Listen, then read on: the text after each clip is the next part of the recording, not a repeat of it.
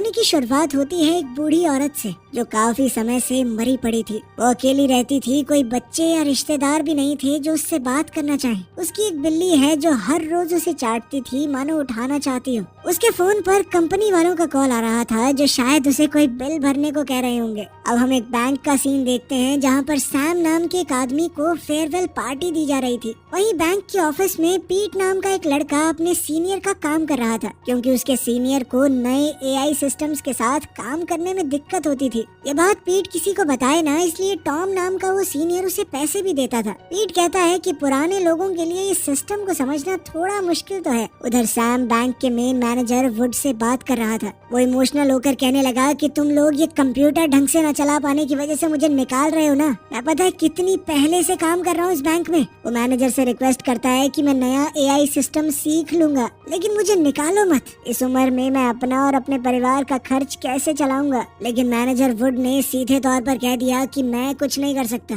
तुम काम ही इतना धीरे करते हो। इस पर सैम ने गुस्से में एक बैग उठाकर बैंक की एलईडी पर दे मारा। फिर वो जाने से पहले टॉम को समझाने लगा कि मेरी तरह तुझे भी निकाल देंगे, इस सिस्टम को सीख ले जल्दी से। टॉम का एक छोटा सा परिवार है जहाँ वो अपनी बीवी और बेटी के साथ बहुत खुश है। उनकी बेटी स्नो बहुत मुद्दतों के बाद हुई थी। इसी वजह से टॉम की बीवी स्नो से कुछ ज्यादा ही प्यार करती थी। वो चाहती थी कि उनकी बेटी सबसे बेस्ट स्कूल में पढ़े, सब कुछ एकदम बढ़िया हो उसके पास। लेकिन इस स्कूल में एडमिशन आसानी से नहीं होता। पहले डोनेशन देना पड़ता है, ऊपर से फीस बहुत ज्यादा है। पहले से टॉम के ऊपर घर की और गाड़ी की किश्त का बोझ तो था ही।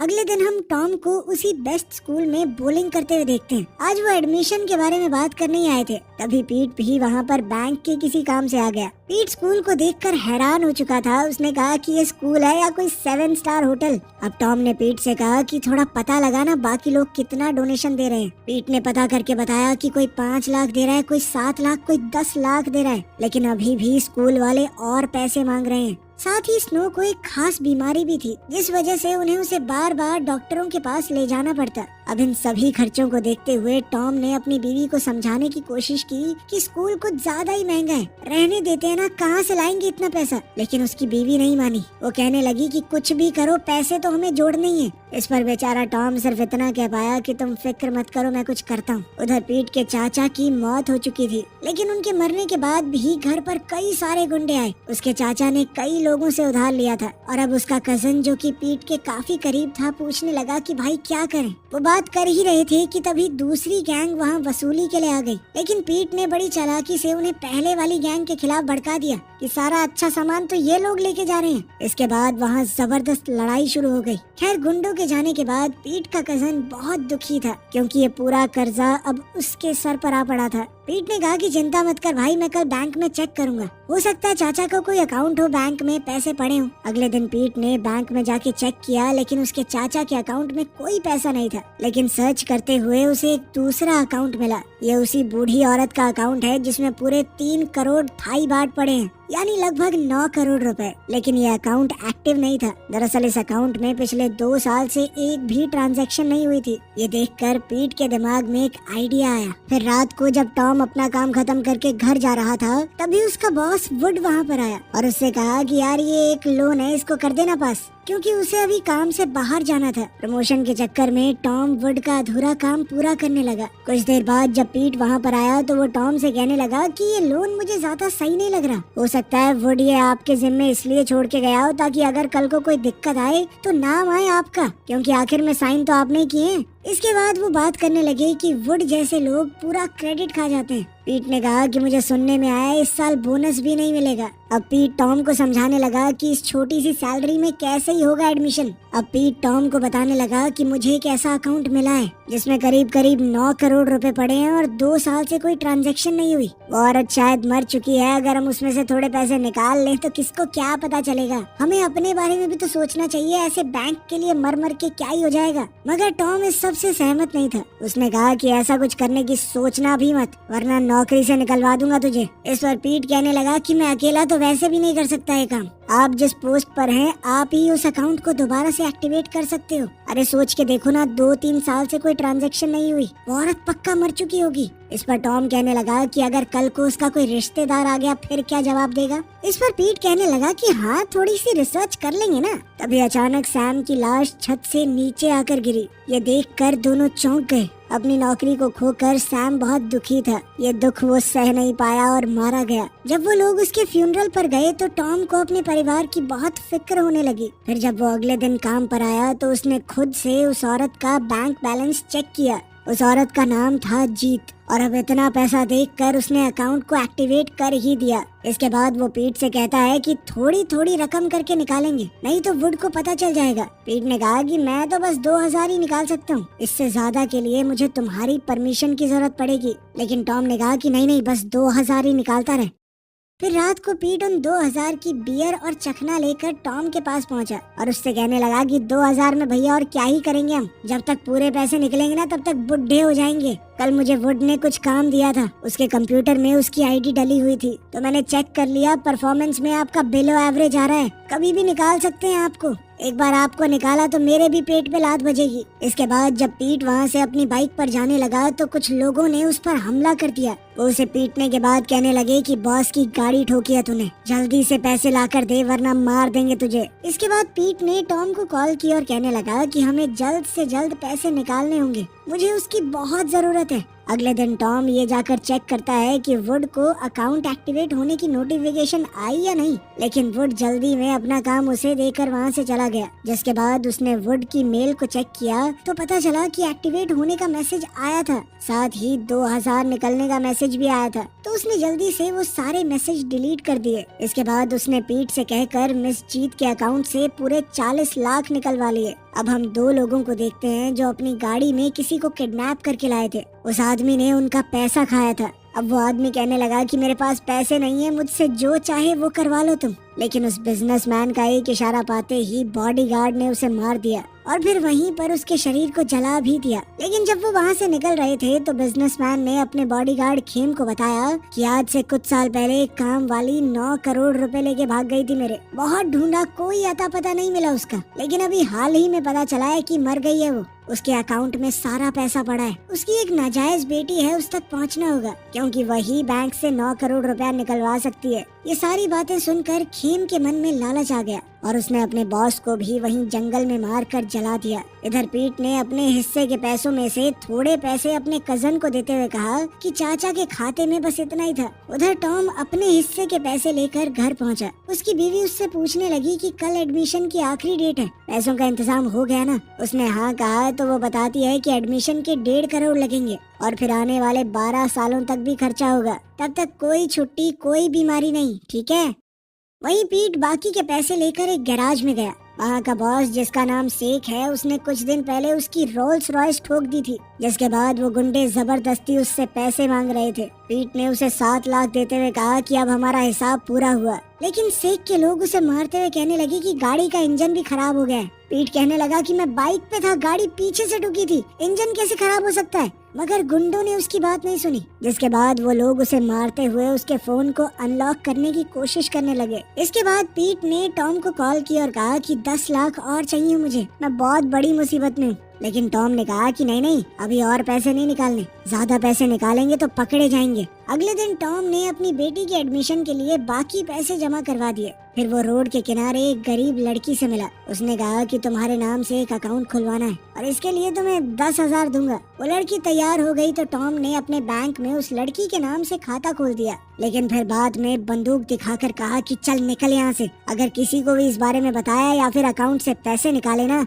तो तुझे जान से मार दूंगा। बेचारी डरी सहमी लड़की डर के मारे वहाँ से भाग गई। इसके बाद टॉम की बेटी की पढ़ाई में जितना खर्चा होना है उसने उतने पैसे मिस जीत के अकाउंट से निकालकर उस लड़की के अकाउंट में ट्रांसफर कर दिए ताकि कोई भी इस चीज को उससे ना जोड़ पाए। इधर खेम नाम का वो बॉडीगार्ड वोडका नाम की एक लड़की से मिलने के लिए गया, लेकिन वोडका वोडका को लगा कि ये शायद कोई क्लाइंट है जो मसाज करवाने आया है। खेम भी शुरुआत में ऐसा ही दिखाने लगा कि उसका कस्टमर है, लेकिन फिर कहता है कि मुझे तुम्हारी असली माँ के बारे में कुछ बात करनी है। वो मेरे मालिक के करोड़ों रुपए लेकर फरार हो गई थी। वो तो मर गई, लेकिन अब तुम्हें सारे पैसे बैंक से निकालने होंगे। वोडका ने कहा कि मेरी माँ मुझे पैदा करते ही छोड़ गई थी मेरी आंटी के पास। अगर उनके अकाउंट में कोई भी पैसा है तो मैं तुम्हें दे दूंगी। मुझे उनसे या उनके पैसों से कोई लेना देना नहीं है, उनसे जुड़ी कोई चीज नहीं चाहिए। अब वोडका खेम के साथ जाने को तैयार तो हो गई, लेकिन जाने से पहले उसने अपने साथ कुछ इंजेक्शन रख लिए। उधर टॉम की बेटी का उस बड़े स्कूल में एडमिशन हो गया था। इससे टॉम बहुत खुश था,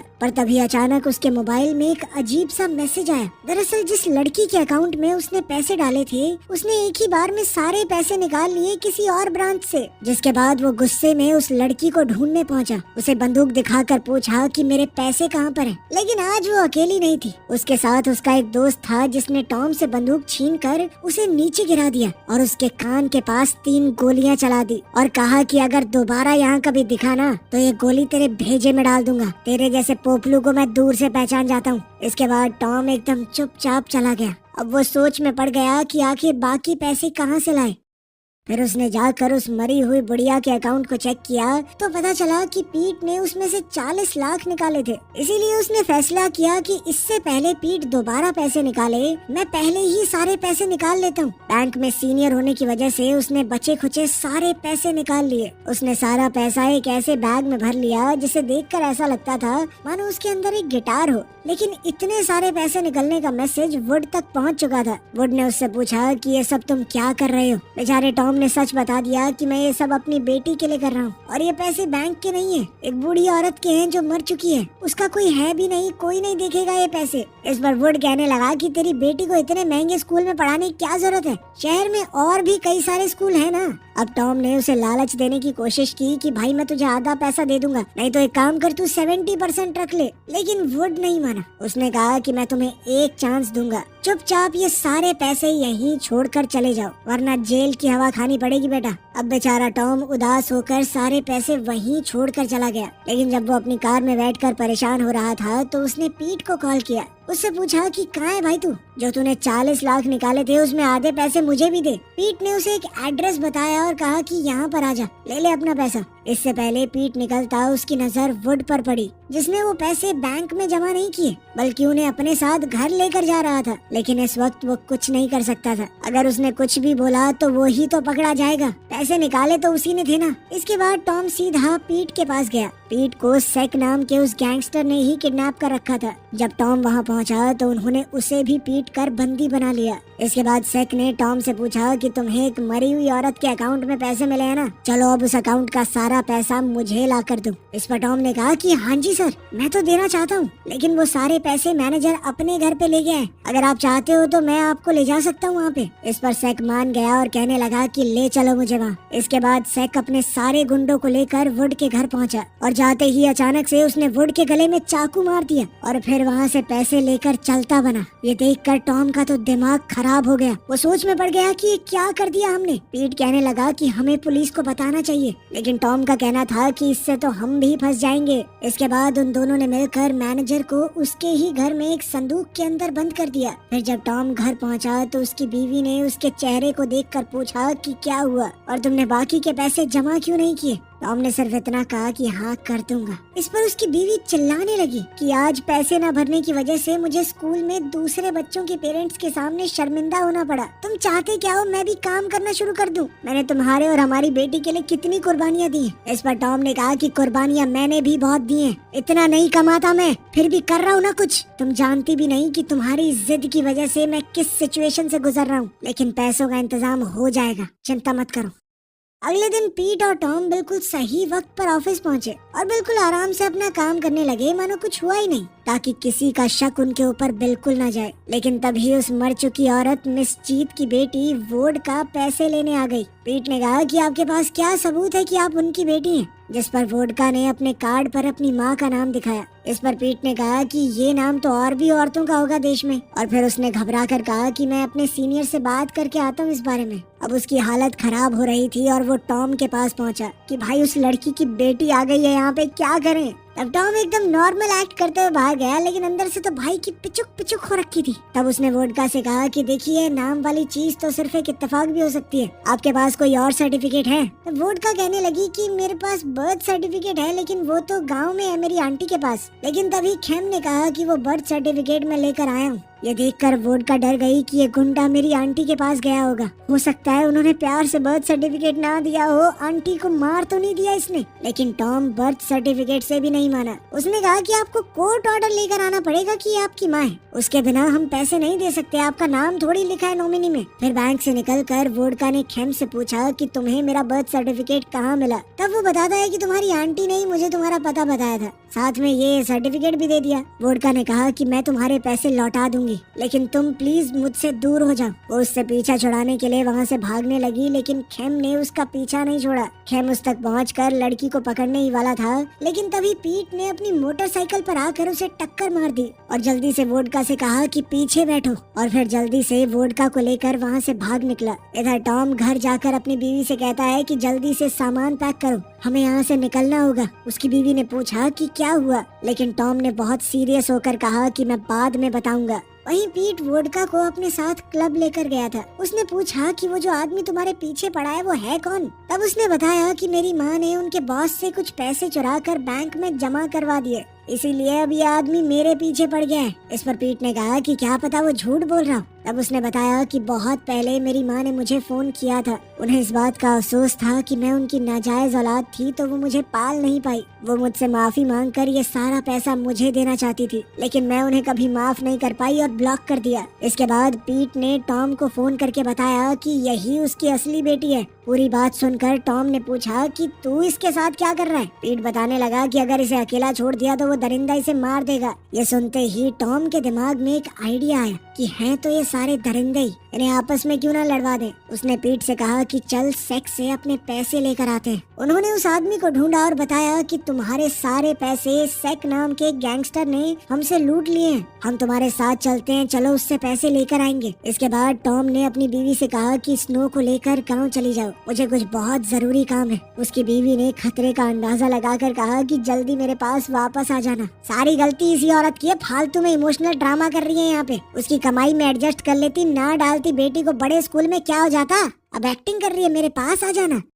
खैर इधर पीट ने खेम को कॉल करके कहा कि पैसे चाहिए तो मेरे बताए हुए एड्रेस पर आ जाओ। फिर टॉम वहाँ से सेक के अड्डे पर जाता है और उसने बताया कि भाई वो पैसा उस औरत का भी नहीं था, जिसका पैसा है वो आ गया है, तुमसे भी ज्यादा खतरनाक है वो, इसीलिए अगर जिंदा रहना है तो सारे पैसे प्यार से लौटा दो। लेकिन सेक उसे पकड़कर पीटने लगा। बाहर खेम, पीट और वोडका भी आ चुके थे। पीट ने कहा कि जाओ जाके अपने पैसे ले लो, लेकिन सेक ने इतना सुनते ही सीधा पीट के मुंह पे गोली मारी और वो वहीं मौके पर ही ढेर हो गया। जिसके बाद खेम ने भी उसे पकड़कर पीटना शुरू कर दिया। वो सेक के आदमियों से भी लड़ रहा था, लेकिन सबसे ज्यादा ध्यान उसका सेक के ऊपर ही था। मौका देखकर उसने सेक के कपड़ों में आग लगा दी। वहीं टॉम गुंडों से बचने के लिए छुप गया था। जैसे ही उसने देखा कि पीट मर चुका है और सेक अकेला मार खा रहा है तो उसकी हालत और पतली हो गई, लेकिन फिर उसने हिम्मत जुटाई और अपनी बंदूक निकालकर 2-3 गुंडों को मार दिया। अब उसने सोचा कि खेम को भी मार देता हूँ और सारे पैसे मेरे, लेकिन खेम ने उस पर हमला करके उसे निहत्था कर दिया।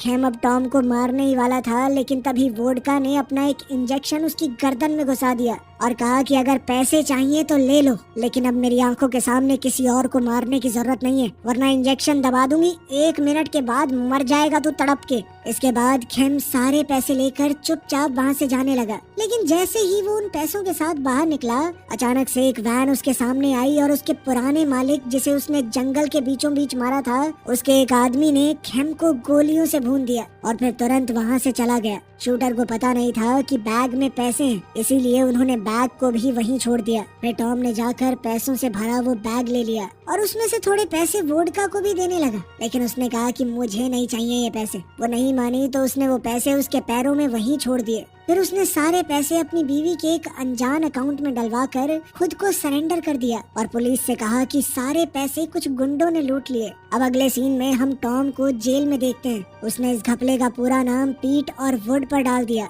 वो सोच रहा था कि कुछ दिनों में अपना नाम साफ करके जेल से निकल जाएगा, लेकिन फिर जेल में सेक के एक बचे हुए आदमी ने उसे जान से मार दिया। तो आपके हिसाब से ये हैप्पी एंडिंग हुई या सैड? क्या आप चाहते थे कि टॉम सारे पैसे ले जाए? कमेंट्स में